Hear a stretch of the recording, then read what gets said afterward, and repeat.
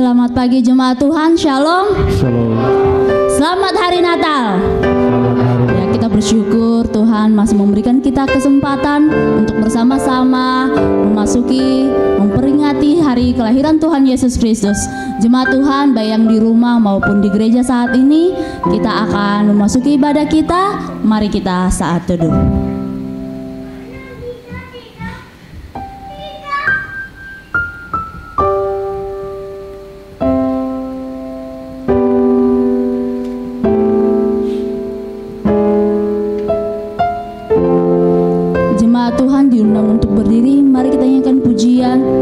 Berada di bait sucinya.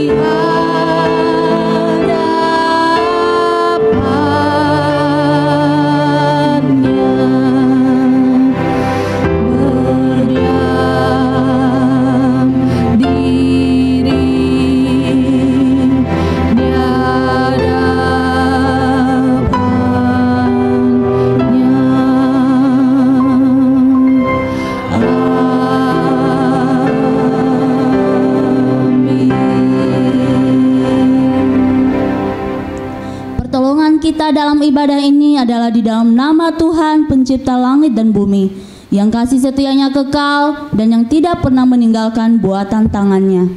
Turunlah kiranya atas kita sekalian anugerah dan damai sejahtera dari Allah Tritunggal, Allah Bapa, Allah Putra, dan Allah Roh Kudus. Amin. Jemaat dipersilakan duduk kembali. Mari kita bersama-sama menyanyikan pujian memuji Tuhan di Bethlehem telah lahir. Di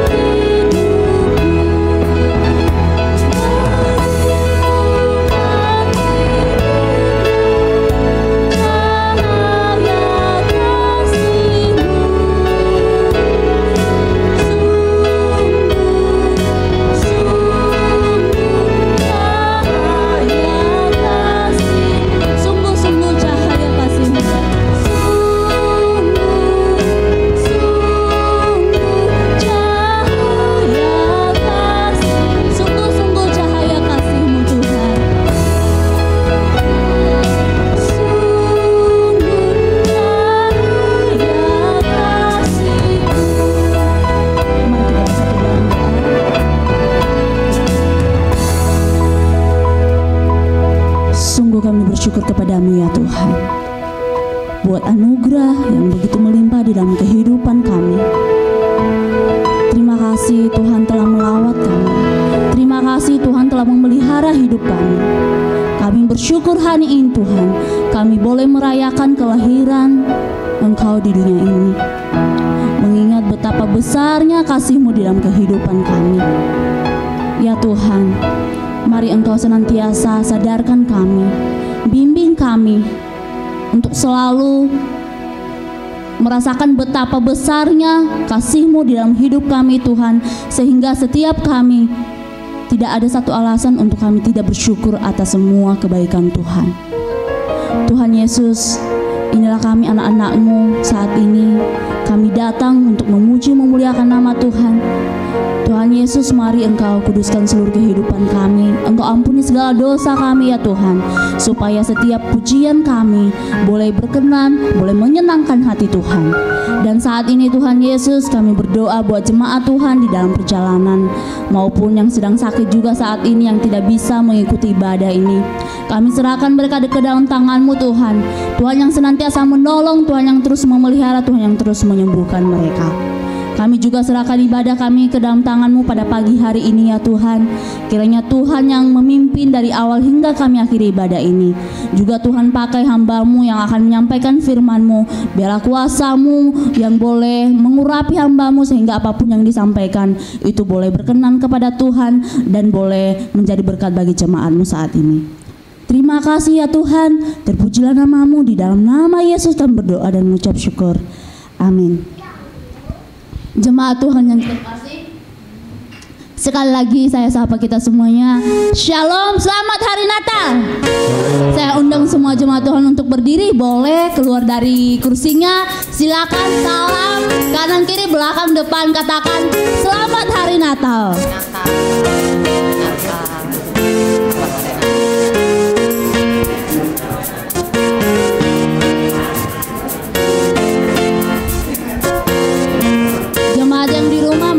Kita salam keluarga kita, katakan selamat hari Natal, karena hari ini adalah hari yang sangat bersuka cita, hari yang sangat bersejarah buat kita semua anak-anak Tuhan. Ya, mari kita bersama-sama memuji Tuhan. Mari kita serukan namanya dan nyanyikan pujian Allahku dahsyat.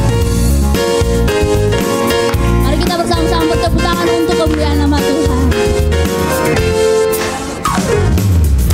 Dari utara ke selatan, terdengar pujian bagi Allah. Terdengar pujian bagi Allah. Dari barat sampai ke timur, nama Yesus disanjung tinggi. Nama Yesus disanjung tinggi. Dari pulau-pulau, lembah-lembah, gunung-gunung yang tinggi, kemuliaannya disaksikan, kebesarannya diceritakan. Yesus, Yesus, nama Yesus. Nama Yesus disanjung tinggi. Nama Yesus disanjung tinggi.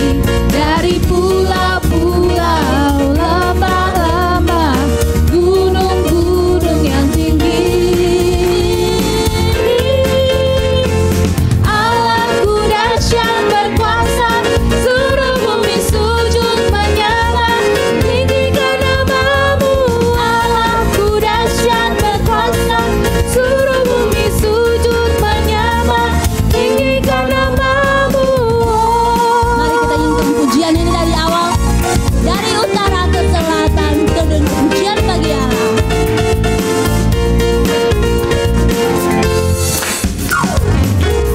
Dari utara ke selatan, terdengar pujian bagi Allah. Dari barat sampai ke timur, nama Yesus disanjung tinggi. Dari pulau-pulau, lembah-lembah, gunung-gunung yang tinggi, kemuliaannya disaksikan, kebesarannya diceritakan. Yesus, Yesus, nama Yesus. Nama Yesus disanjung tinggi. Nama Yesus disanjung tinggi.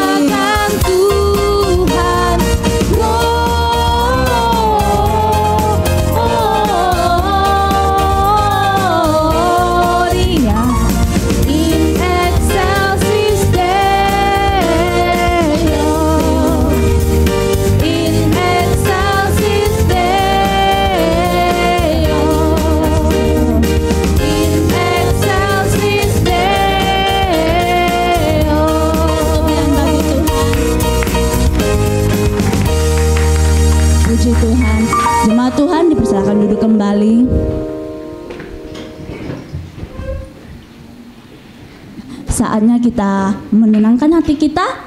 Kita akan membawa doa syafaat kita hari ini dan juga nanti pengakuan iman rasul yang dipimpin oleh Lasa Freeman.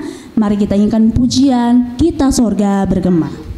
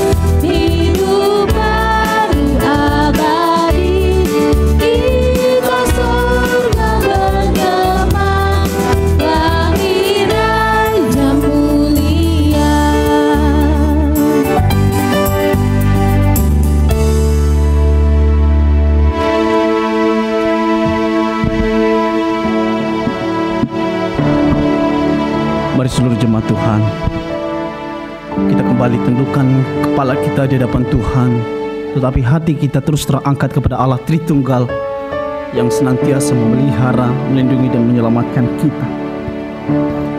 Mari seluruh jemaat Tuhan, saya mengajak kita untuk kembali melihat pada Kristus yang telah lahir 2000 tahun yang lalu dari Bethlehem menuju kepada Kalvari. Kita juga jangan lupa memandang pada salibnya. Dia lahir untuk kita dan dia mati juga untuk kita. Mari Bapak dan Saudara sekalian yang ada di gereja saat ini, itu juga yang ada di rumah yang sedang lemah tubuh yang ibadah Natal ini, dan juga kepada jemaat Tulung Agung yang saat ini ibadah melalui live streaming YouTube. Kita datang di hadapan Tuhan dengan segala kerendahan diri kita, kerendahan hati kita. Kita mengakui di hadapan Tuhan bahwa terlalu banyak dosa yang telah kita lakukan di hadapan Tuhan. Di dalam tindakan nyata kita, kaki dan tangan, kepala mata kita, di dalam kata-kata kita yang seringkali menyakiti orang lain dan menghujat Tuhan di dalam diri kita.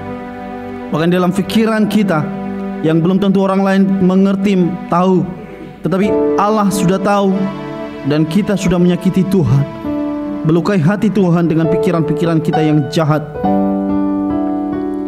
Kita datang di bawah kaki salib Tuhan, merendahkan diri, kita minta ampun.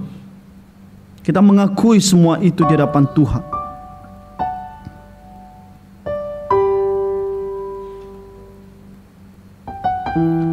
Oh Tuhan, inilah pengakuan jemaat-Mu di dalam momen Natal yang indah ini Tuhan. Tuhan kembali berikan kami kesempatan. Tapi dalam semua itu Tuhan, kami bersyukur karena Engkau Allah yang tidak pernah melihat segala dosa kami. Tuhan terus nantiasa menerima kami, memulihkan kami, dan mengampuni kami di dalam segala kesalahan dan dosa-dosa kami.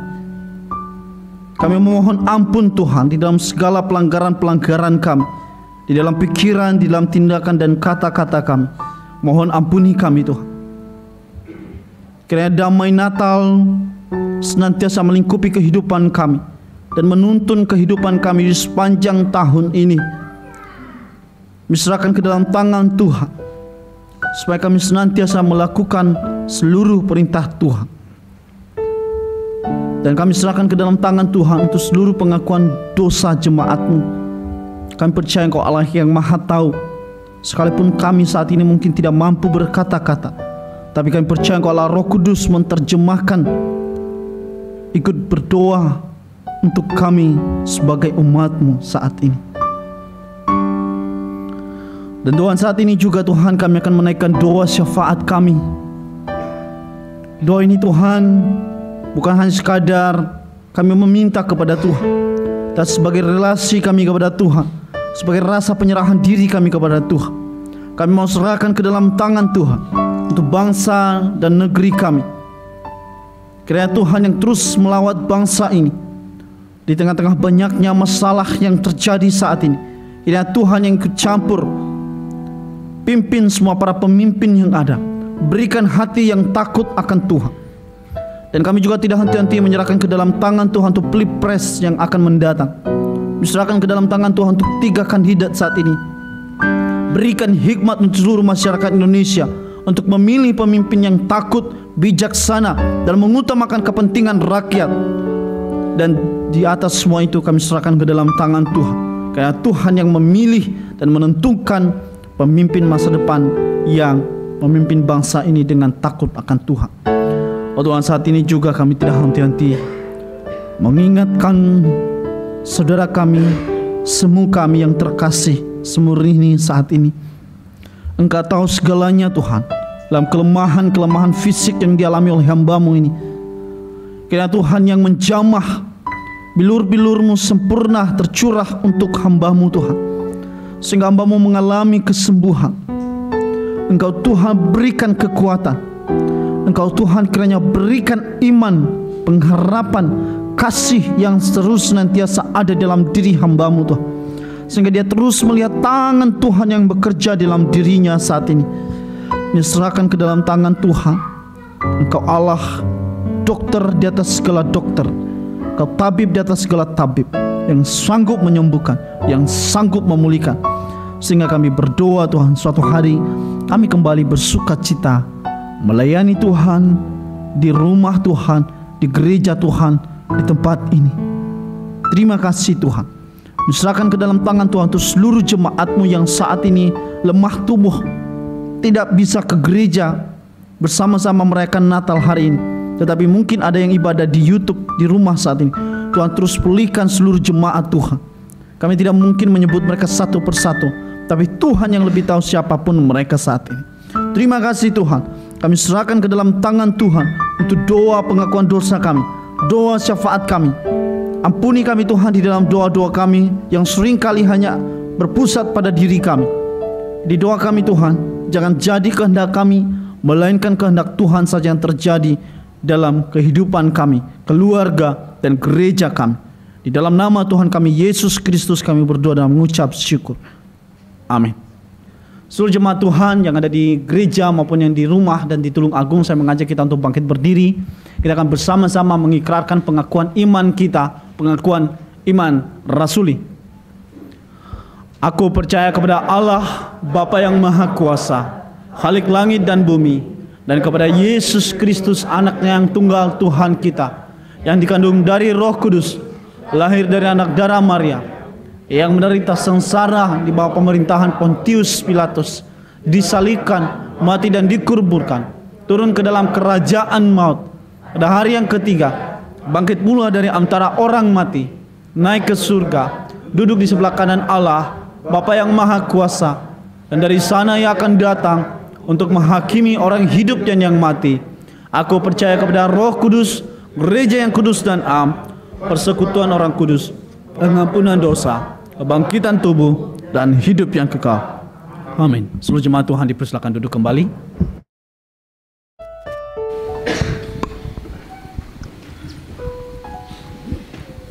Saatnya juga kita akan mendengarkan persembahan pujian dari jemaat. Pada rekan-rekan dipersilakan.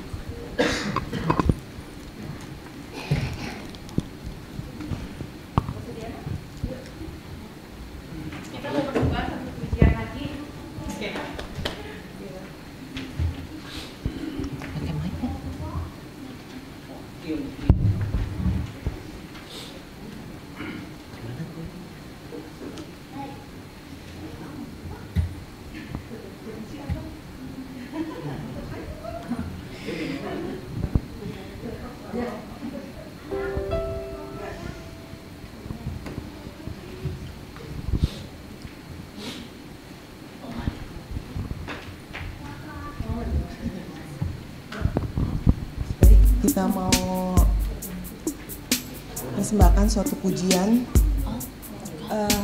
Dari pujian ini mengingatkan kita ya, tak selalu Tuhan menjawab doa kita, tak selalu keinginan kita adalah keinginan Tuhan, tetapi biarlah doa dan keinginan kita kepada Tuhan, biarlah Tuhan yang berkarya atas kita semua. Amin. Ya. Baik, kita mau mengangkat pujian Waktu Tuhan, Waktu yang Tepat.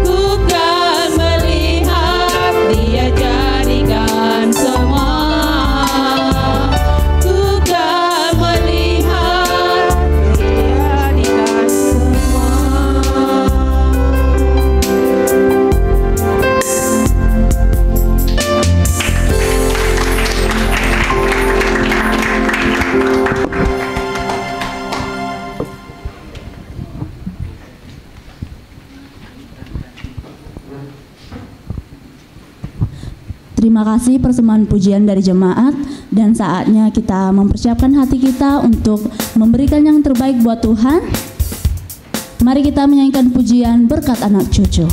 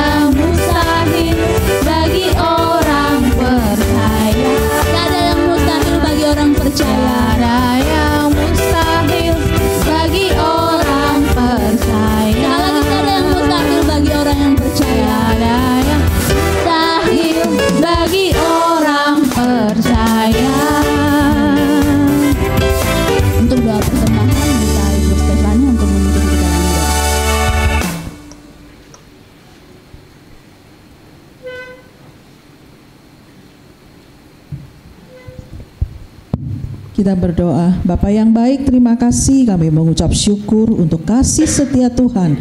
Dan kami mengucap syukur ya Tuhan, dalam beberapa hari ini kami boleh merayakan Natal, kami boleh mengingat kembali akan kasih setia Tuhan atas dunia ini. Terima kasih juga ya Tuhan untuk pada pagi hari ini Tuhan boleh kumpulkan kami kembali untuk boleh bersama-sama beribadah dan bersekutu dengan Engkau.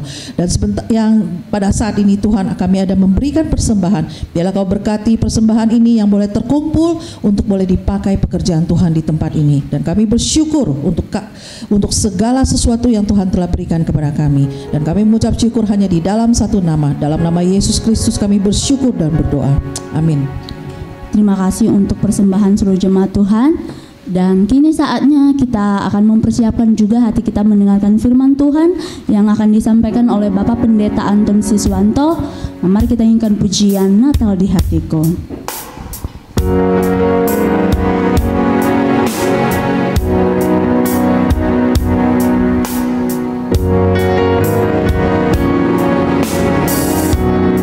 Seperti palungan, layakanlah hatiku Tuhan.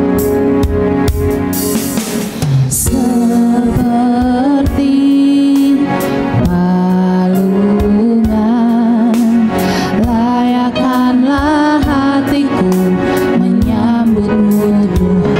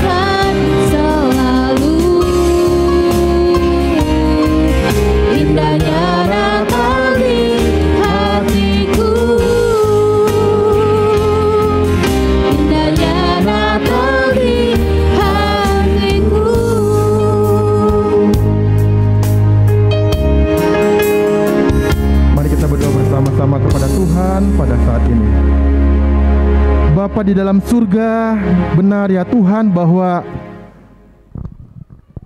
sungguh indah Natal yang kami boleh rasakan pada pagi hari ini. Ya Tuhan, kiranya kami boleh bersama-sama mensyukuri akan Natal yang kami masih Engkau izinkan boleh menikmati.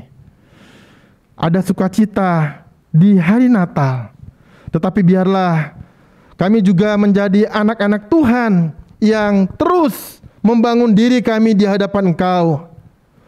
Kami rindu Tuhan, kami semua jemaat di GKPKR Pantai Indah Kapuk ini terus bertumbuh ke arah Engkau, menjadi anak-anak Tuhan yang mengasihi Engkau, Tuhan Yesus Kristus yang 2000 tahun lalu lahir datang ke dalam dunia untuk menyelamatkan kami orang-orang berdosa. Ya Tuhan, berkati hamba-Mu Bapak Pendeta Rudi Simon yang tidak bersama dengan kami, yang juga dengan semur ini, biarlah juga Tuhan memberi kepada hamba-Mu Bapak Pendeta Rudi Simon dengan semu kesehatan dan hidup yang baik juga. Ya Tuhan, kalau sekarang kami ingin bersama-sama mempelajari firman Tuhan, biar Engkau memakai hamba-Mu yang penuh dengan keterbatasan ini menjadi berkat bagi setiap kami dengan berkat Natal itu. Terima kasih Bapak. Di dalam nama Tuhan Yesus kami telah berdoa dan mengucap syukur. Amin. Shalom Bapak Ibu terkasih. Ya, puji nama Tuhan. Pertama-tama saya mengucapkan selamat Natal untuk kita semua yang juga boleh beribadah di kesempatan hari ini 25 Desember 2023. Mungkin saya sedikit memperkenalkan diri. Saya berterima kasih kepada Bapak Pendeta Rudi Simon dan segenap pengurus yang memberi kepada saya kesempatan untuk melayani di tempat ini. Ini adalah kali pertama saya membawakan firman Tuhan di tempat ini. Nama saya Anton Siswanto. Saya melayani di Gereja Anugerah Sukacita Pos Sukorejo di Kota Tulung Agung. Kemudian saya juga melayani di Tulung Agung. Saya dengan istri melayani di sekolah, namanya Sekolah Istana Bintang Bangsa School di Tulung Agung yang baru dirintis kurang lebih 2 tahun juga. Selain itu saya juga adalah dosen sekolah teologi di STT Excelsius di Kota Surabaya. Ya, saya sebagai dosen juga. Kiranya itu menjadi sebuah perkenalan, dan hari ini saya juga hadir dengan istri saya, dengan kedua anak saya, dan ada keluarga saya juga yang datang dari Bekasi di belakang begitu. Ya, terima kasih. Bapak Ibu yang terkasih, kita bersama-sama akan mempelajari tema yang diberikan kepada saya adalah sukacita di malam Natal. Mari kita buka firman Tuhan di dalam Matius pasal 2 ayat 1 sampai ke 12. Kita buka firman Tuhan, Matius pasal 2 ayat 1 sampai ayat ke 12.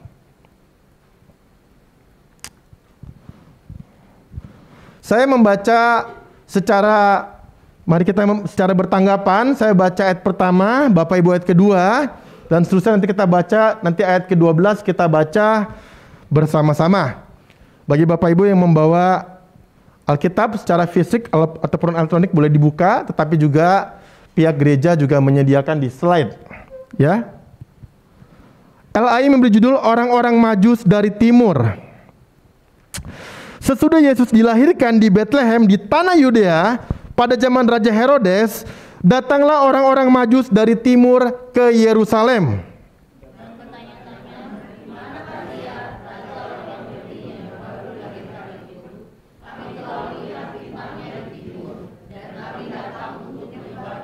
Ketika Raja Herodes mendengar hal itu, terkejutlah ia beserta seluruh Yerusalem.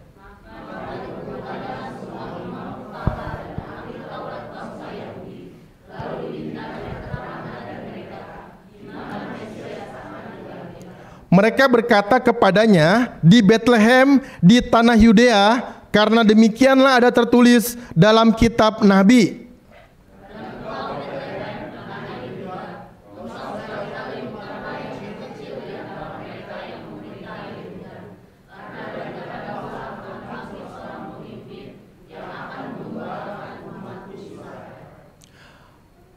Lalu dengan diam-diam Herodes memanggil orang-orang Majus itu dan dengan teliti bertanya kepada mereka bila mana bintang itu nampak.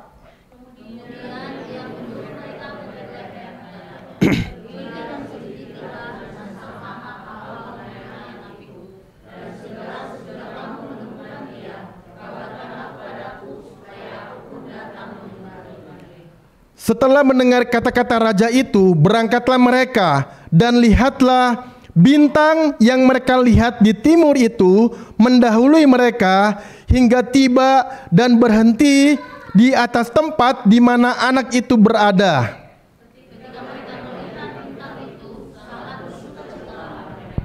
Maka masuklah mereka ke dalam rumah itu dan melihat anak itu bersama Maria ibunya, lalu sujud menyembah dia.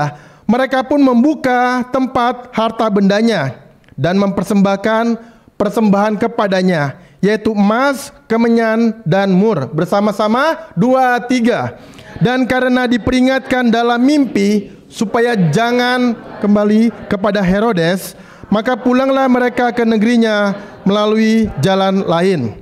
Berbahagia setiap kita yang bukan saja membaca firman Tuhan, tetapi juga menjadi pelaku firman dalam kehidupan kita. Bapak Ibu yang terkasih, ada sebuah cerita mengenai di Jepang itu pada tahun 2006 ya, mereka juga mengalami sukacita, yaitu di mana Pangeran Hisahito dari Akishino itu ada lahir anak yang ditunggu-tunggu ya.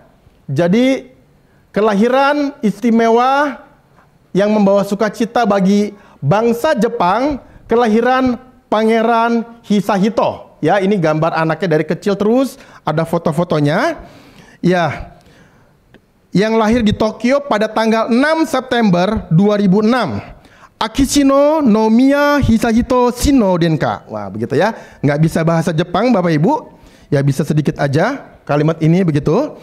Jadi ini adalah anak ketiga dan putra satu-satunya dari Pangeran Akishino dan Putri Kiko, serta cucu terakhir sekaligus cucu laki-laki satu-satunya dari Kaisar Akihito ya. Jadi saat ini ya kita melihat bahwa anak ini adalah pewaris daripada tahta kekaisaran Jepang setelah putra mahkota Naruhito dan Pangeran Akishino. Anak ini lahir saat kekaisaran Jepang mengalami dilema karena belum punya keturunan pria dari kekaisaran atau kerajaan ini selama 40 tahun terakhir. Dan bahkan mereka juga menghadapi kemungkinan bahwa akan mengubah undang-undang agar mengizinkan wanita menjadi pemimpin kekaisaran di Jepang. Tetapi setelah lahir mereka bersukacita karena mereka akan punya kaisar dan tetap itu adalah pria.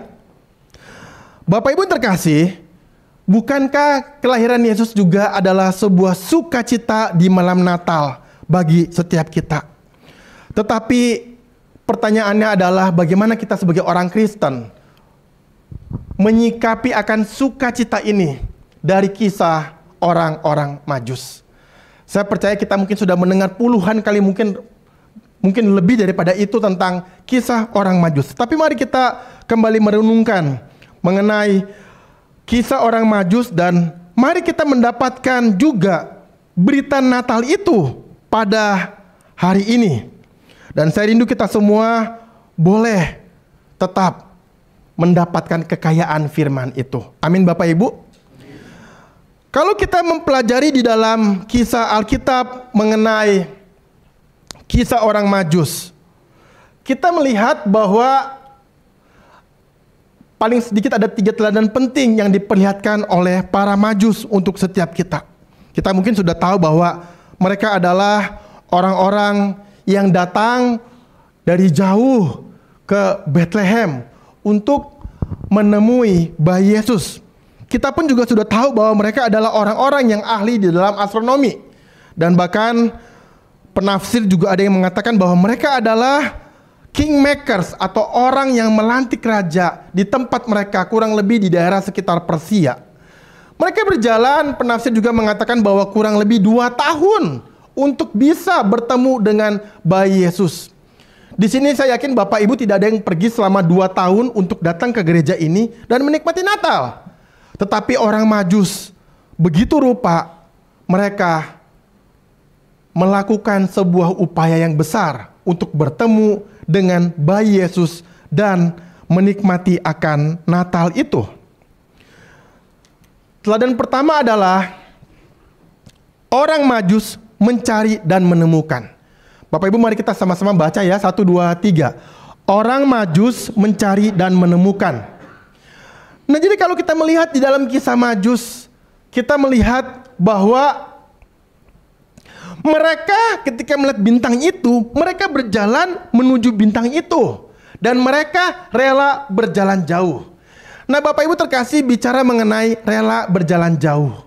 Ya, kita pun mungkin seringkali rela berjalan jauh. Ya, ada orang berjalan jauh demi makan. Kemarin kami sekeluarga malam Natal tadi malam, kami pergi dari Jakarta Barat, kami pergi ke Ancol. Dan pas macet, begitu ya, bisa 1,5 jam begitu. Demi apa? Demi makan Bapak Ibu ya, ke Bandar Jakarta. Ya, macet lama ya. Waktu nunggu kenapa mau masuk kok macet banget? Oh, ini malam Natal, banyak orang makan ya. Temen sepupu saya di depan dia udah bilang, aduh kesabaran saya sudah tipis ini ya. Ini kok lama banget ya. Kenapa? Karena macet. Ada teman-teman yang pergi ke luar kota. Kemana? Ke Bali. Ngapain? Makan ayam betutu.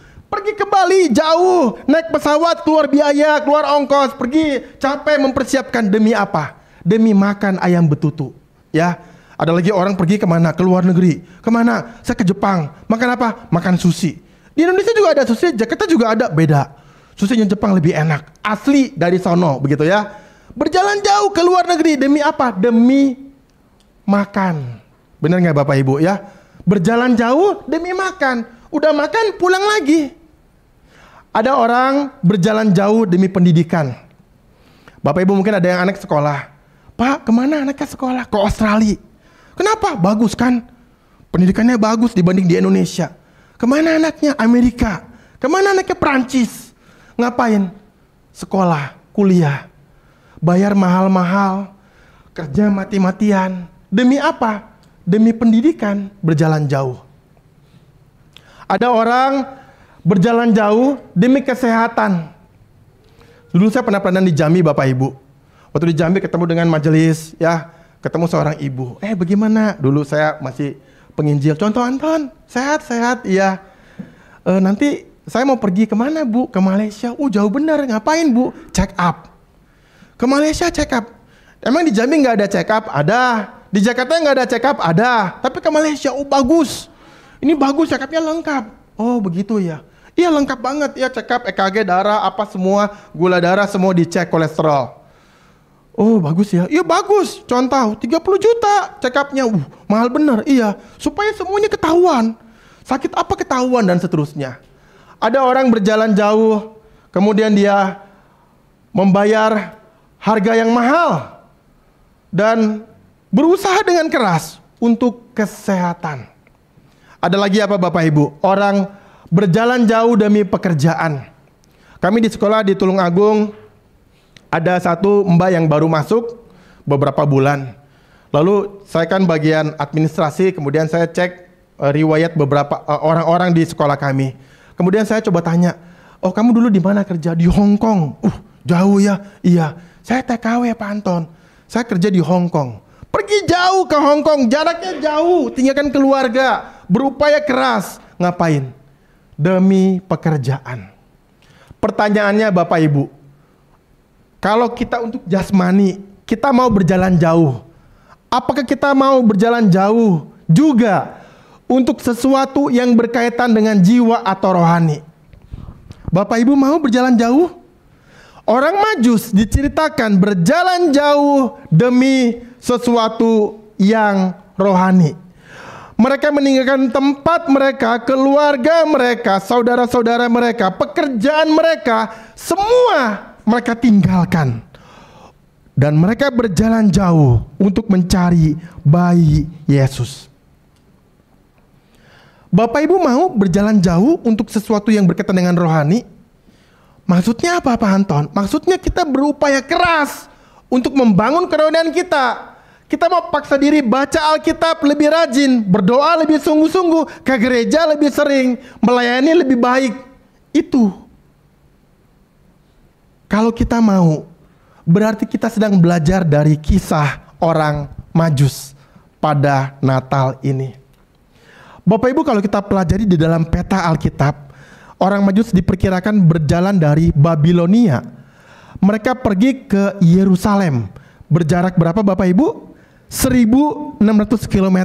Ini belum ada pesawat Bapak Ibu. Kalau ada pesawat pun itu memakan waktu yang cukup panjang. Mereka hanya berjalan dan mereka hanya membawa ya kurang lebih seperti hewan unta untuk bahan makanan, untuk membawa persembahan bagi Tuhan Yesus. Yang kita baca emas, kemenyan, dan mur. Tidak mungkin mereka pergi bertiga. Mereka pergi bergerombol karena pada masa tersebut mereka perlu untuk berjaga-jaga dari penyamun, dari orang jahat dan seterusnya. Mereka berjalan 1.600 km selama 2 tahun kurang lebih untuk bertemu dengan bayi Yesus, untuk menikmati Natal yang kita rayakan pada hari ini. Mereka teladan yang begitu luar biasa. Bapak Ibu yang terkasih, kalau kita melihat di dalam kisah orang Majus, tetapi ironis, orang Majus mau mencari dan menemukan, tetapi ada orang di sekitarnya yang tidak bertemu dengan bayi Yesus. Siapa? Orang-orang Farisi, ahli Taurat, dan Raja Herodes. Mereka tidak bertemu dengan Tuhan Yesus, padahal jarak mereka 9,2 km dari Yerusalem ke Bethlehem. Kenapa? Karena mereka tidak mau berjalan jauh. Karena mereka tidak mau mencari Tuhan Yesus itu, sehingga mereka tidak bertemu. Bapak Ibu terkasih, pelajaran pertama adalah mari kita mencari dan menemukan Yesus itu dalam hidup kita. Amin Bapak Ibu. Mari kita berusaha dengan lebih sungguh-sungguh lagi melalui Natal ini, agar jangan Natal itu lewat begitu saja, tetapi kita tidak mendapatkan makna dari Natal itu untuk mencari dan menemukan Tuhan Yesus Kristus. Bahkan juga kita bisa melihat bahwa Simeon dan Hana juga bertemu dengan Yesus karena mereka mau mencari Yesus. Pelajaran kedua adalah orang Majus menemukan dan menyembah. Mari kita baca sama-sama 2-3. Orang Majus menemukan dan menyembah. Setelah mencari dan menemukan, mereka menemukan dan menyembah. Ayat 9b sampai ayat 11. Nah, kalau kita melihat di dalam Alkitab kita, ketika mereka menemukan bayi Yesus, mereka kemudian apa yang mereka lakukan? Mereka menyembah bayi Yesus itu. Mereka kemudian memberikan persembahan, yaitu emas, kemenyan, dan mur. Sebuah persembahan yang berharga yang diberikan kepada Tuhan. Berikutnya adalah apakah kita selama ini menyembah Yesus dengan sungguh-sungguh? Apakah kita benar-benar menyembah dan mengenal Yesus Kristus dalam kehidupan kita? Bapak Ibu terkasih, bagaimana kalau hari ini, kalau saat ini saya berhenti berkhotbah? Bagaimana kalau saya minta pengurus memberikan kepada kita selembar kertas untuk menulis siapa Yesus Kristus menurut kita? Setelah itu kita bacakan tanggapan daripada Bapak Ibu yang hadir pada saat ini. Mungkin ada 30 orang, mungkin ada 40 orang. Lalu kita tahu bahwa simpang siurnya kekristenan itu. Kenapa? Karena kita mungkin tidak mengenal Yesus dalam kehidupan kita. Karena mungkin kita tidak mengenal siapa Tuhan Yesus itu bagi kehidupan kita. Ketika Yesus bertanya kepada murid-muridnya, kata orang, siapakah anak manusia itu? Ada yang mengatakan Yohanes Pembaptis, yang lain mengatakan Elia, Dan yang lain mengatakan Yeremia atau salah satu daripada nabi itu. Ketika mereka mengutip ini, mengutip itu, mereka tidak sungguh-sungguh bertanggung jawab terhadap pengenalan akan Yesus Kristus dalam kehidupan mereka. Tetapi waktu Yesus bertanya kepada murid-muridnya, kepada mereka murid-muridnya, tetapi apa katamu? Siapakah aku ini? Maka jawab Simon Petrus. Mari kita baca 2-3. Engkau adalah Mesias, anak Allah yang hidup. Begitu lama Yesus mengajar di dunia ini, Yesus tidak pernah menyebut satu kata eklesia atau gereja. Tetapi ketika Petrus mempunyai pengakuan yang benar kepada Yesus Kristus, Tuhan berkata, sekarang aku dirikan gerejaku di bumi ini. Ketika ada pengakuan kristologi yang benar, maka Yesus baru mau dirikan gerejanya. Yesus berkata, sekarang aku dirikan gerejaku. Yesus berkata, Petrus, engkau adalah batu karang. Di dalam kamu aku dirikan gereja ini di dunia ini. Bapak Ibu yang terkasih, kalau kita melihat di dalam kehidupan ini, maka Yesus Kristus adalah sejarah dan supra sejarah. Dua ini difokuskan menjadi satu. Sejarah dan yang melampaui sejarah, keduanya menjadi satu. Artinya apa Bapak Ibu? Yesus yang diharapkan dari zaman ke zaman ke zaman ke zaman, mereka yang berdoa minta kepada Tuhan, Tuhan kirimlah Kristus.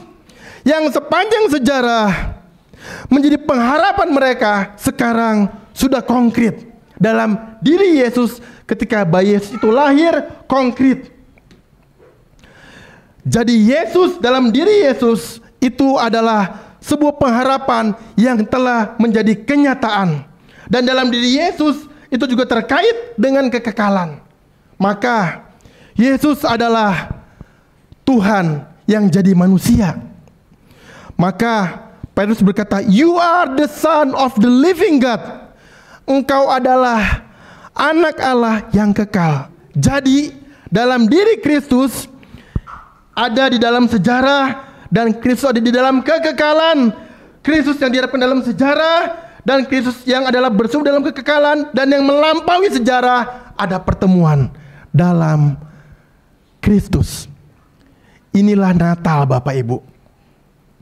Natal adalah berbicara bagaimana kita sebagai orang percaya mempunyai pengenalan yang tepat akan Kristus Yesus. Amin Bapak Ibu. Waktu kita benar-benar sungguh-sungguh ikut Tuhan Yesus dalam diri kita, maka kita sedang belajar untuk mengenal Kristus Yesus itu lebih dalam. Bukan hanya kita mengikuti kelahirannya, tapi kita belajar untuk mengenal pribadinya, cara dia berpikir, cara dia hidup, cara dia menyembah Tuhan, cara dia mengikut Allah Bapa, dan seterusnya. Itulah Natal. Natal bukan hanya sukacita, kita boleh pakai baju baru, kita makan kue, kita makan-makan, kita ke gereja, nyanyi-nyanyi. Bukan Bapak Ibu. Tapi Natal adalah bicara pengenalan akan Tuhan Yesus Kristus. Bagaimana kita mencari, bagaimana kita menemukan dan menyembah Tuhan Yesus dalam kehidupan kita. Bapak Ibu yang terkasih, kemudian kita juga melihat bahwa orang-orang Majus, mereka adalah orang-orang yang bukan saja percaya secara kata-kata, tapi mereka melakukan kepercayaan itu dalam kehidupan mereka. Ada dua istilah di dalam kisah orang Majus, yaitu spoken belief dan actual belief. Waktu orang-orang Majus melihat bintang itu, mereka berkata satu sama lain, ada bintangnya itu, mari kita bersama-sama pergi dan mencari Yesus, supaya kita datang untuk menyembah dia. Itu yang mereka katakan. Apa yang mereka lakukan Bapak Ibu? Mereka benar-benar pergi. Yang mereka katakan dan mereka lakukan dalam kepercayaan mereka sama. Benar ya Bapak Ibu ya? sama. Bandingkan dengan cerita di dalam Matius 2 tadi yang kita baca dengan Raja Herodes. Apa yang Raja Herodes lakukan? Ketika melihat orang Majus, Raja Herodes kaget. Dan Raja Herodes bilang apa? Diam-diam dia memanggil orang Majus. Lalu apa yang dia katakan? Selidikilah anak itu, dan kalau kamu sudah tahu anak itu di mana, kasih tahu saya. Saya pun akan datang untuk menyembahnya. Tapi apakah Raja Herodes menyembahnya, Bapak Ibu? Tidak. Jadi dalam diri Herodes, spoken belief dengan actual belief tidak sama, tidak selaras, tidak dilakukan sesuai apa yang dikatakannya. Karena itu Raja Herodes tidak menikmati Natal, tetapi orang Majus menikmati Natal. Bapak Ibu yang terkasih, berapa banyak orang Kristen yang seperti Herodes, yang berkata-kata tetapi tidak melakukannya. Yesus Tuhan, amin, amin. Ke gereja perlu, tapi nggak ke gereja. Baca Alkitab perlu, amin, tapi tidak baca Alkitab. Berdoa itu bagus buat kerohanian, bagus, tapi tidak berdoa. Berapa banyak orang Kristen seperti Raja Herodes? Apa yang dikatakan dengan apa yang dilakukan berbeda, jauh, bagai langit dengan bumi. Tapi di sini nggak ada, Bapak Ibu ya. Di sini jemaatnya baik-baik. Amin, Bapak Ibu. Puji nama Tuhan. Mari kita bersama-sama mempelajari bagian ini. Jangan sampai kita menjadi orang yang seperti Herodes. Mari kita belajar dari kehidupan daripada orang-orang Majus. Yang ketiga, terakhir, ya. Bapak Ibu, saya tahu kalau jemaat itu dengar kata terakhir, puji Tuhan, khotbahnya mau selesai. Jangan lama-lama, ya. Udah mikir mau makan mie, mau kemana, begitu ya. Saya bercanda Bapak Ibu ya. Saya rindu kita semua diberkati oleh firman Tuhan. Amin. Yang ketiga adalah mereka menyembah dan taat. Mari baca sama-sama Bapak Ibu, 2, 3. Mereka menyembah dan taat. Bapak Ibu yang terkasih di dalam Tuhan Yesus Kristus, waktu orang-orang Majus datang bertemu Tuhan Yesus dan menyembah bayi Yesus itu, memberikan persembahan emas, kemenyan dan mur. Setelah itu apa yang terjadi? Orang Majus mendapat peringatan dalam mimpi agar pulang melalui jalan yang lain. Inilah bentuk daripada orang Majus menyembah dan taat. Enggak cukup Bapak Ibu kalau kita ke gereja dan kemudian kita tidak taat, enggak cukup. Oh, Pak Pendeta Rudi Simon, Pak Walfreman Lasso, saya sudah ke gereja hari Minggu, tiap hari saya baca kitab, tiap hari saya berdoa. Sebelum sekarang saya beri perpuluhan, mau apa lagi? Begitu ya? Enggak cukup Bapak Ibu. Ini bukan orang Kristen yang sejati. Orang Kristen yang sejati itu adalah orang Kristen yang taat. Orang Majus juga datang kepada Tuhan Yesus, memberi juga persembahan. Oh, Pak Walfreman Lasso, kami sudah ke gereja di tempat ini, kami sudah baca Alkitab setiap hari, kami sudah memberi perpuluhan, mau apa lagi? Enggak cukup Bapak Ibu. Kita juga perlu menyembah dan taat seperti orang Majus. Amin Bapak Ibu. Waktu orang Majus menyembah dan taat, mereka dibangun secara rohani. Orang Majus kemudian mendapat apa? Perubahan hidup. Tidak ada orang yang bertemu Yesus yang hidupnya tidak diubahkan. Baca sama-sama Bapak Ibu ya, 2, 3. Tidak ada orang yang bertemu Yesus yang hidupnya tidak diubahkan. Jadi bertemu Yesus hidupnya berubah Bapak Ibu, mengalami transformasi. Mengalami transformasi. Ya. Jadi ketika orang bertemu dengan Tuhan Yesus, mereka menjadi ciptaan baru. Kita baca sama-sama ayat ini Bapak Ibu ya, 2, 3. Jadi siapa yang ada di dalam Kristus, ia adalah ciptaan baru. Yang lama sudah berlalu, sesungguhnya yang baru sudah datang. Amin Bapak Ibu. Jadi kita mendapat hidup baru. Nah, kata baru ini itu adalah yang dipakai bukan kainos tetapi neos. Ya.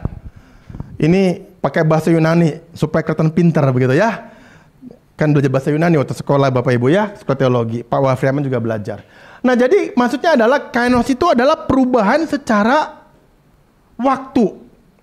Tetapi kalau neos itu adalah secara waktu, kainos itu adalah secara kualitas. Nah, jadi ini satu hal yang berbeda. Nah, mari kita kejar secara kualitas.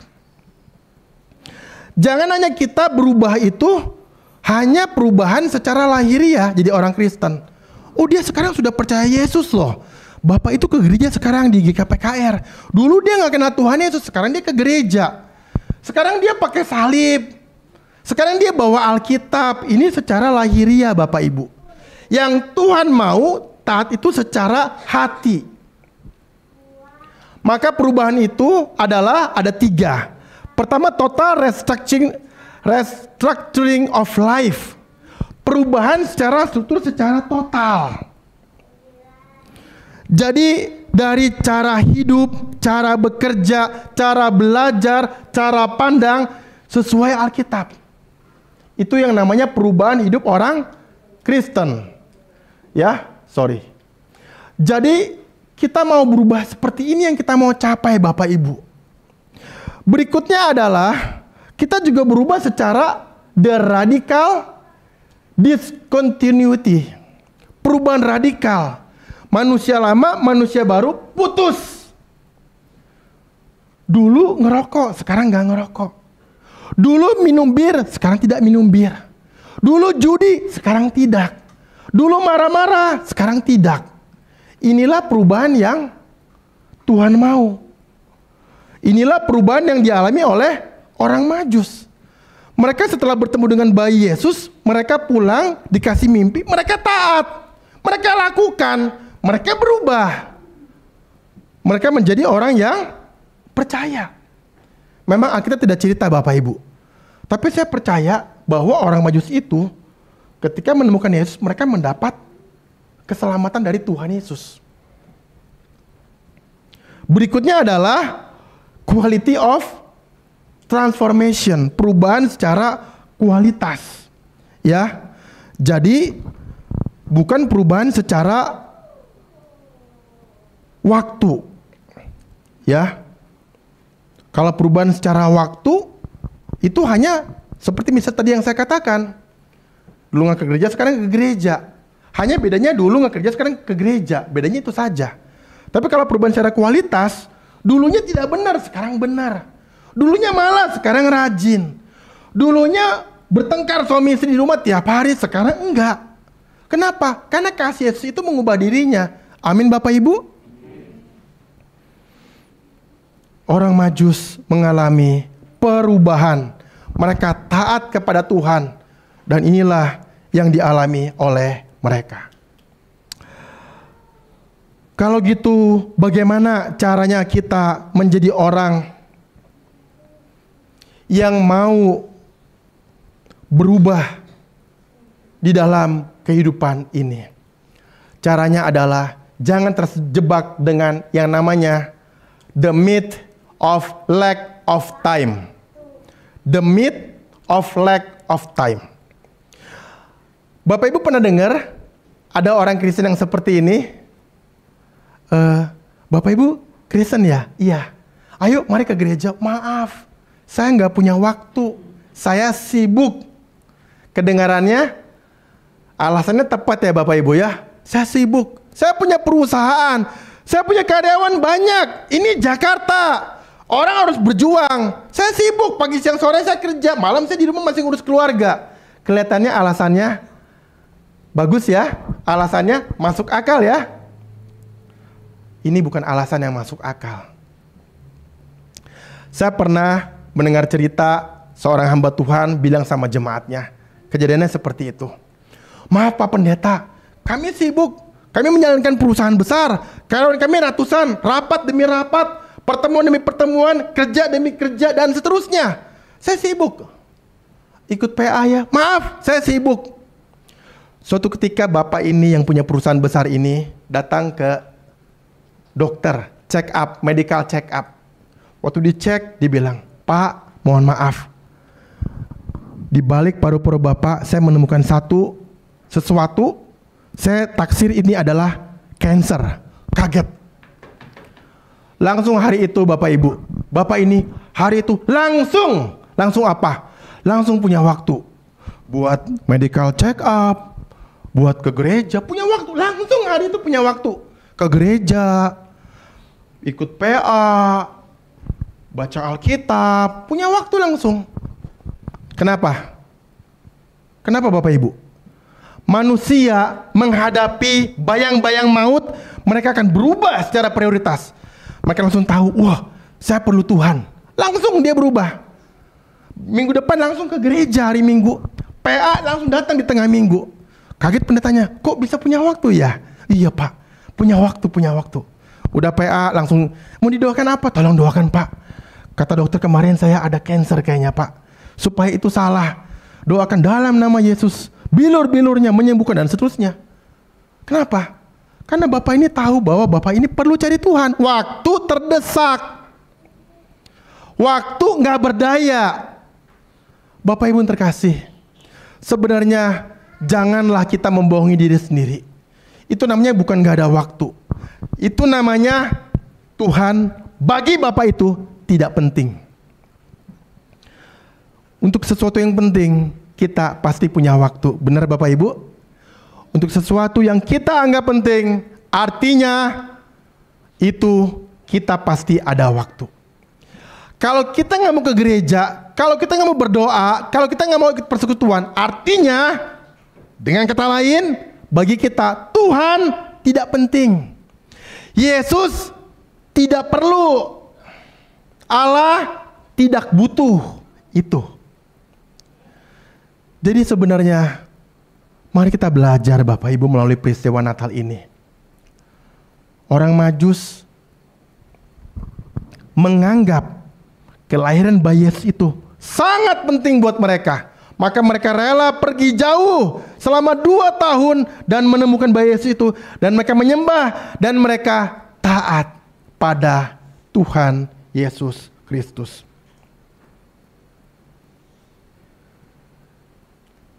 Berikutnya, saya ingin memberi sebuah cerita tentang ketaatan.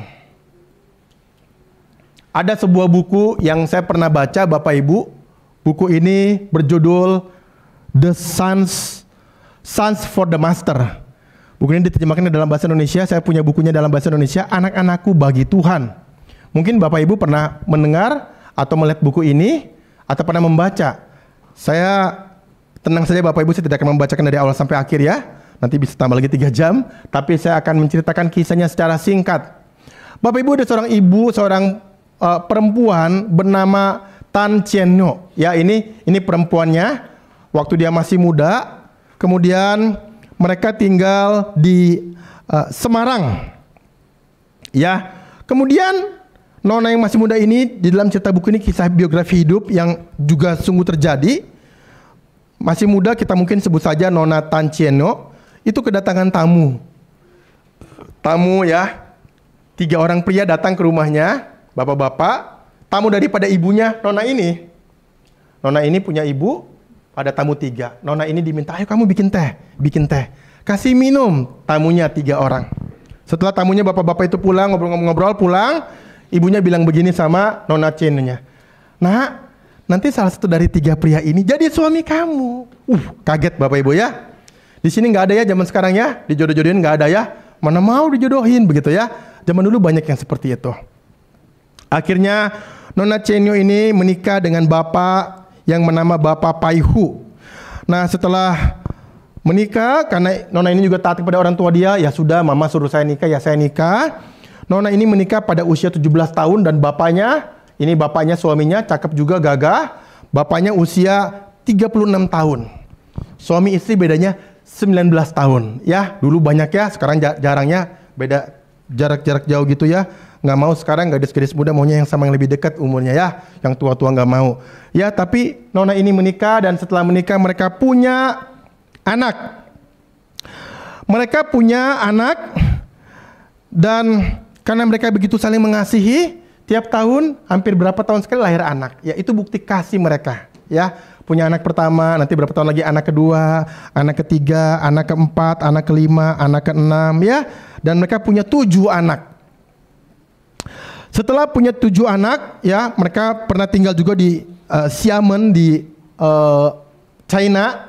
Lalu mereka tiba-tiba sang bapak ini sudah menikah beberapa belas tahun, bapak ini sakit keras dan meninggal dunia. Ibu ini jadi janda, hidupi 7 anak. Dari Xiamen, China, pergi ke Indonesia, pulang ke Semarang. Ibu ini menjadi seorang penjahit, mengurusi 7 anak. Usia ibunya waktu suaminya meninggal baru 32 tahun, masih muda, masih cantik. Dan anaknya itu yang paling besar 14 tahun, yang paling kecil 1,5 tahun. Bapak ibu jadi seorang janda, punya 7 anak, hidupi nggak mudah. Papa saya meninggal waktu saya masih SD kelas 6, kami bertiga saudara, tidak mudah mama saya jadi janda sampai hari ini. Tetapi ibu ini sungguh-sungguh mengurus anaknya. Dan suatu kali ada orang yang menginjili keluarga ibu ini sekeluarga dibaptis. Puji Tuhan. Ibu ini berkomitmen, saya tidak mau menikah lagi. Saya mau urus anak saya, 7 anak saya dengan sungguh-sungguh. Ibu ini taat sama Tuhan, Bapak Ibu. Ibu ini ajak anak-anaknya ke gereja tiap minggu. Dengan sungguh-sungguh ikut iman, beriman sama Tuhan. Taat sama Tuhan. Ibu ini dalam seminggu berdoa 3 jam. Berapa lama Bapak Ibu? 3 jam. Bukan 30 menit. Bukan 3 menit. Tapi seminggu dia doa 3 jam. 1 jam untuk hamba-hamba Tuhan yang berkhotbah pada hari Minggu di seluruh dunia. 1 jam dia doakan untuk misi. Dan 1 jam lagi dia doakan buat anak-anaknya, agar anak-anaknya kelak menjadi pelayan-pelayan Tuhan yang setia. Ibu ini juga setiap minggu 1 hari dia pakai untuk pergi penginjilan dengan teman-teman di gereja. Luar biasa ya Bapak Ibu ya. Seorang janda yang sangat sederhana, penjahit, bukan orang kaya, bukan orang besar, bukan orang hebat. Di gereja bukan majelis, bukan penatua, tapi hanya seorang pelayan yang pembesukan pergi setiap minggu sekali, cari jiwa, cari jiwa, cari jiwa, dan urus anak baik-baik. Dari 7 anak, 5 anak menjadi pendeta. Nama anaknya adalah Pendeta Caleb Tong, Pendeta Stephen Tong, Pendeta Joseph Tong, Pendeta John Tong, Pendeta Peter Tong. 2 pendeta yang terakhir yang saya sebut, Pendeta John dan Pendeta Peter, di Amerika melayani sebagai gembala. Dan 2 pendeta ini, Pak Peternya sudah meninggal beberapa tahun yang lalu. Pak Caleb, gembala gereja Hokim Tong di seluruh Indonesia, gembala senior, baru meninggal kurang lebih 1-2 tahun yang lalu. Pak Stephen Tong masih ada, Pak Joseph Tong masih ada. Pak Joseph, ketua sekolah teologi di mana saya sekolah, pernah mengajar saya juga. Pak Caleb adalah gembala saya jemaat di gereja Hokim Tong.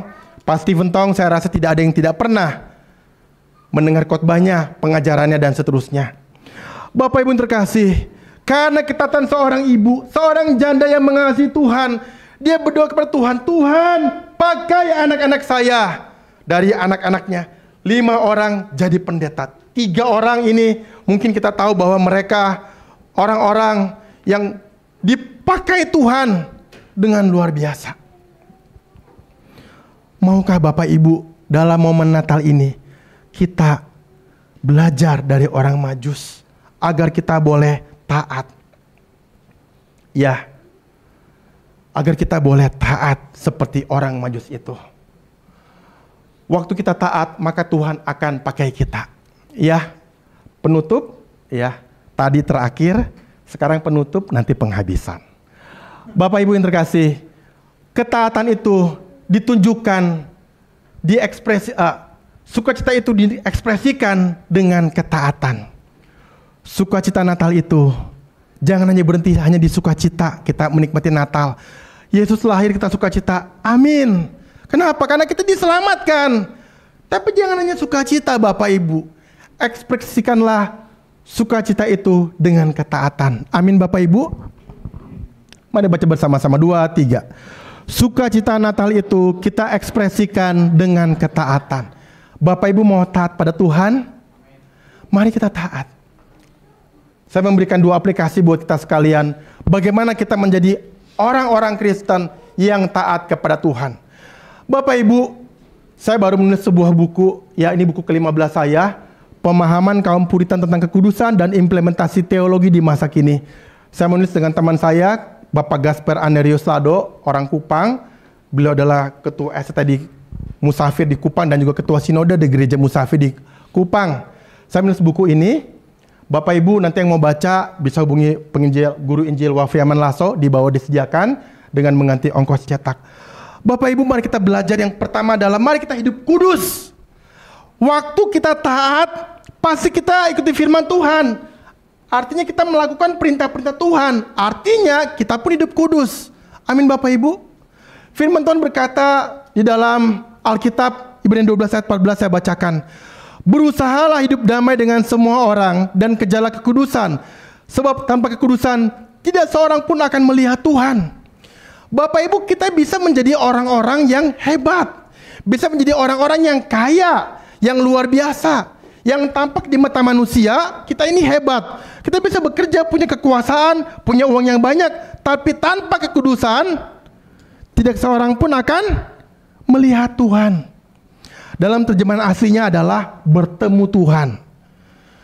Bapak Ibu di gereja bisa pelayanan, pengkhotbah bisa khotbah hebat, jago, bagus.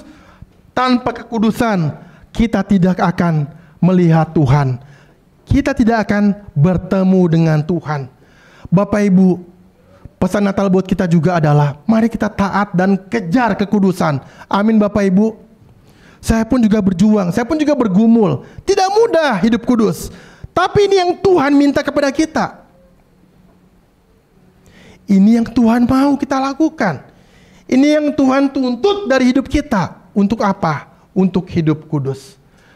Yang kedua adalah mari kita berbagi kasih dan sukacita Natal. Mari baca ayat ini bersama-sama, 2, 3. Aku berhutang baik kepada orang Yunani maupun kepada orang bukan Yunani, baik kepada orang terpelajar maupun kepada orang tidak terpelajar. Bapak Ibu terkasih, Paulus tahu betul hidup dia.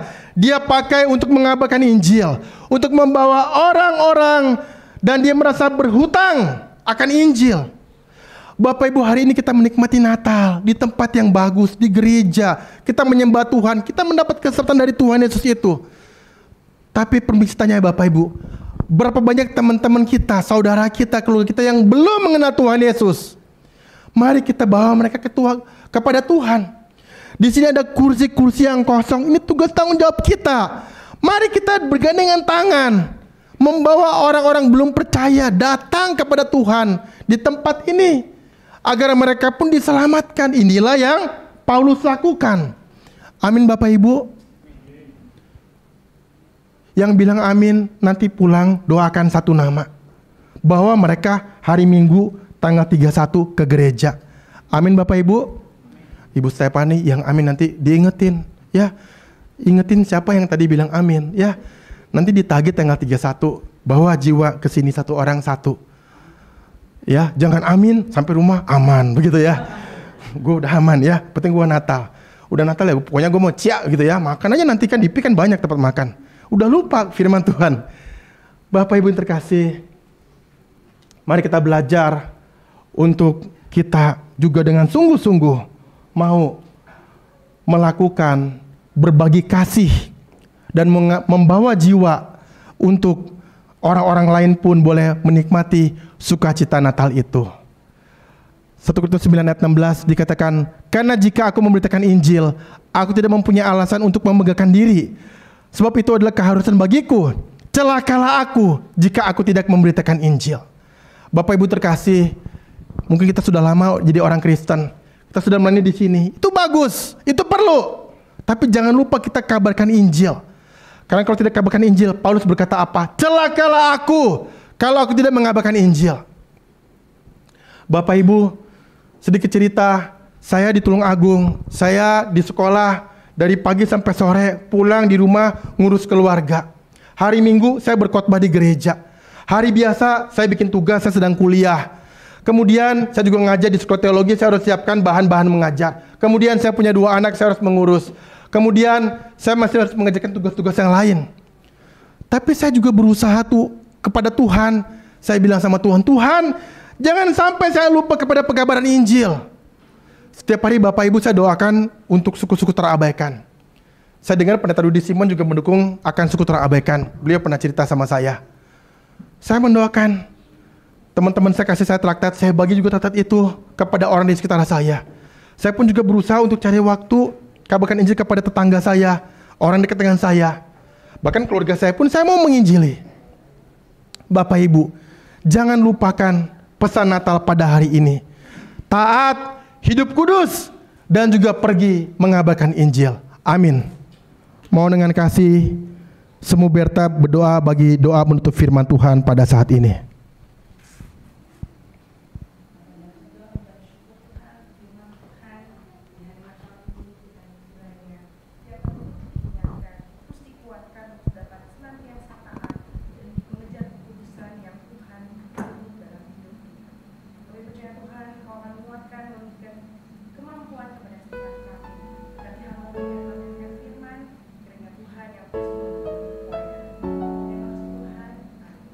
Amin. Terima kasih, Tuhan Yesus memberkati kita sekali.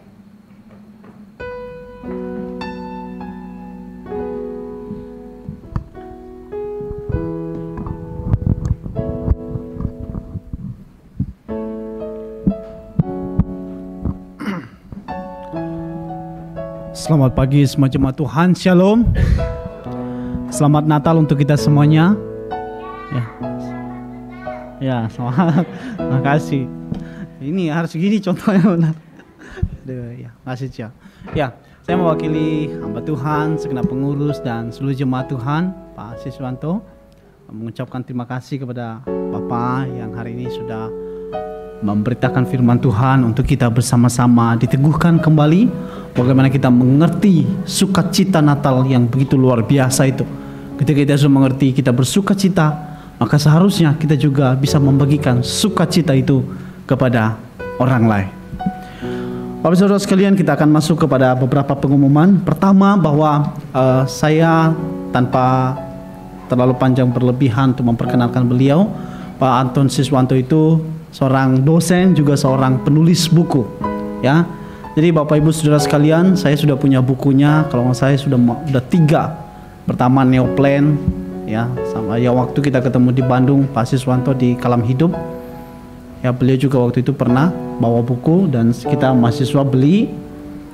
Dan semenjak saya di Jakarta, saya juga punya bukunya Teologi Pastoral sama Teologi Misi bersama Pak Pendeta Hendrari kalau nggak salah penulisnya. Dan saya udah beberapa baca juga. Nah hari ini beliau juga bawa buku yang tadi sudah beliau sampaikan. Di bawah, ada di bawah stand bukunya. Bagi Bapak Ibu yang berminat, silakan membelinya.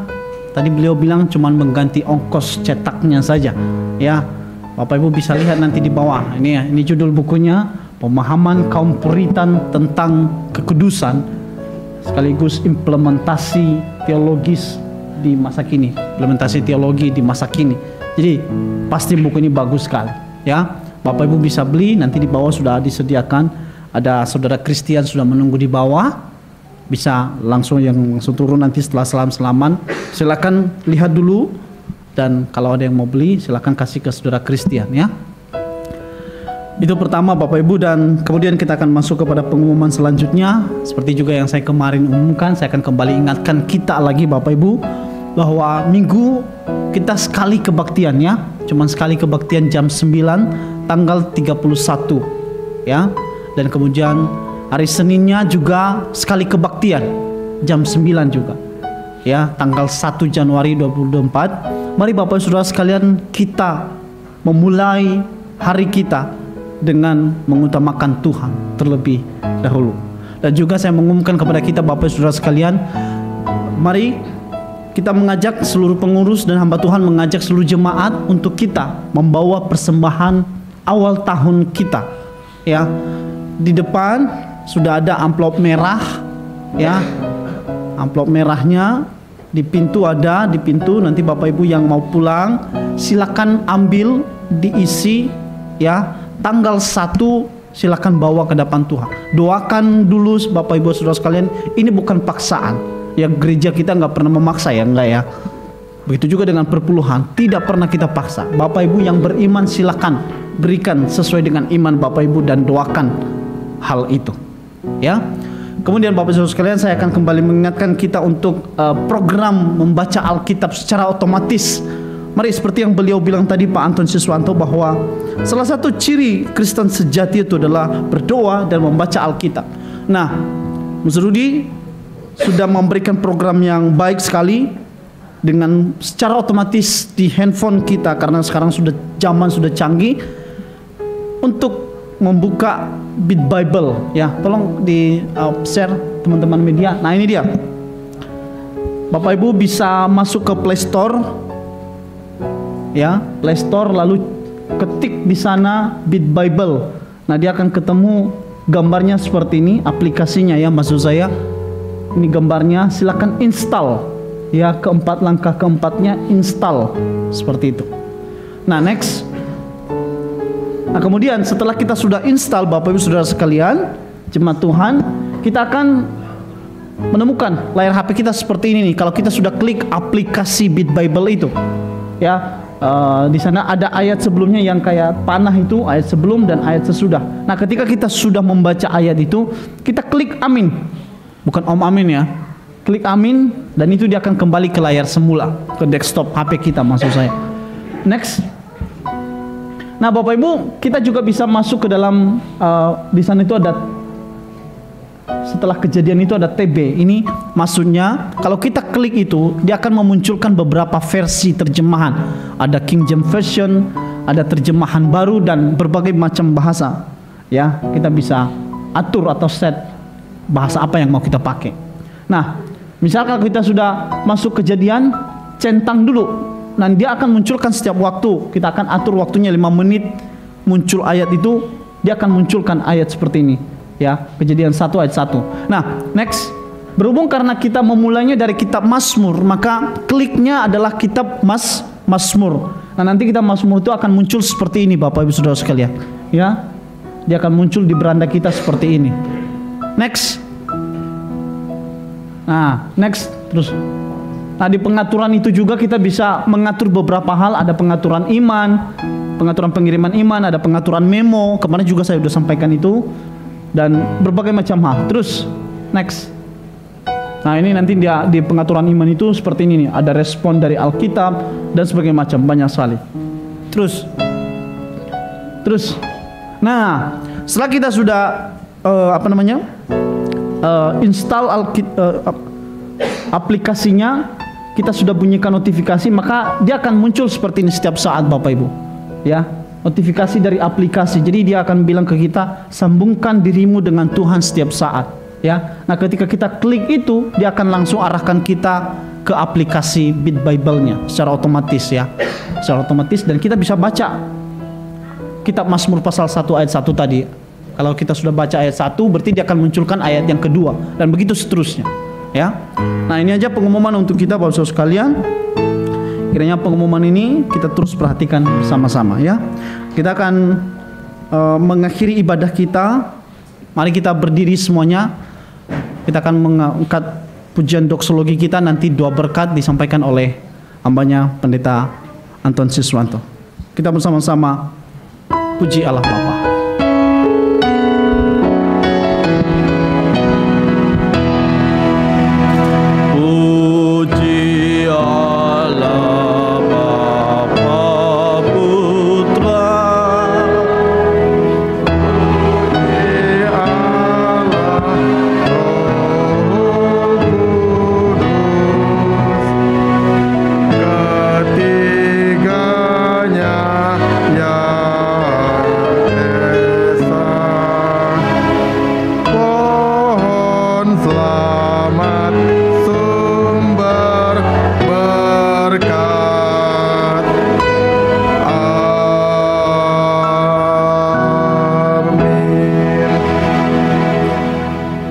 Mari kita berdoa bersama-sama. Bapa di dalam surga, kami sungguh mengucap syukur untuk ibadah Natal pada pagi hari ini.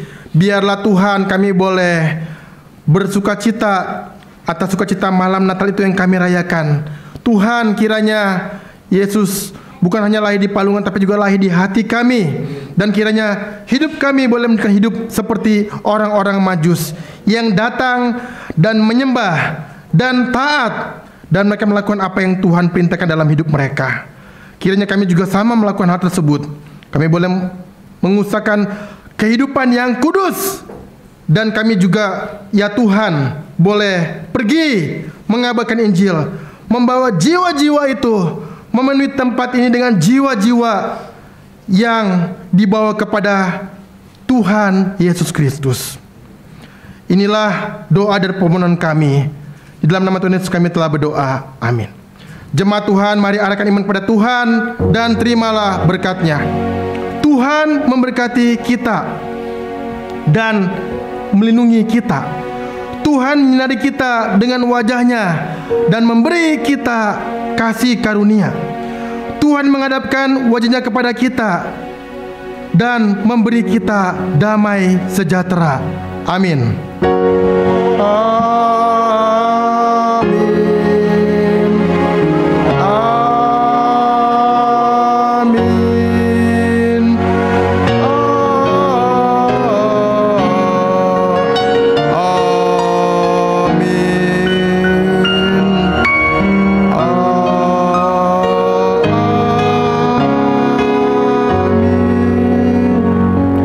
Bapak Ibu silakan duduk.